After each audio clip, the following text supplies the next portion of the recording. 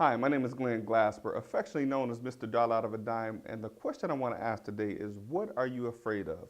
Or should I ask, what are some of your deepest fears as it relates to obtaining financial freedom? Some of the most common fears relating to obtaining financial freedom are a fear of success, a fear of loss, a fear of being rejected, and the most common of them all, a fear of failure.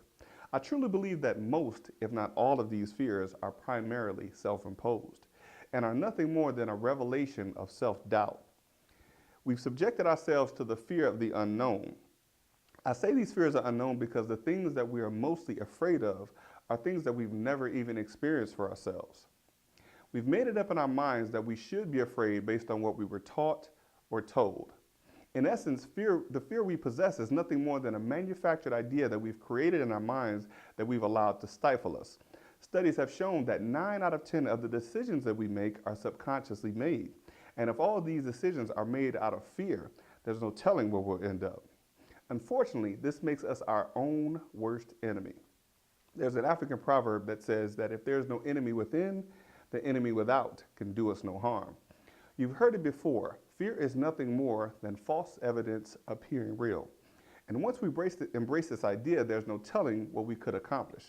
Famed author Robert Kiyosaki says that fear also means that you should fail early and responsibly, which means to me that if failure is a part of obtaining success, you may as well be responsible and learn from your failure.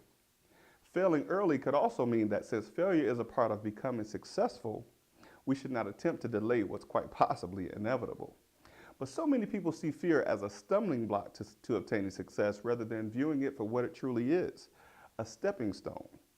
One of the reasons why and how the rich get rich is simply because they have more self-confidence and they don't allow fear to dictate their every move. Now, I'm not suggesting that rich or wealthy people don't have fears. I'm just saying that they don't always allow fear to stall them or get them stuck.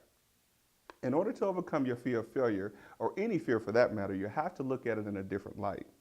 One of my favorite quotes of all times is, if you change the way you look at things, the things you look at will soon change.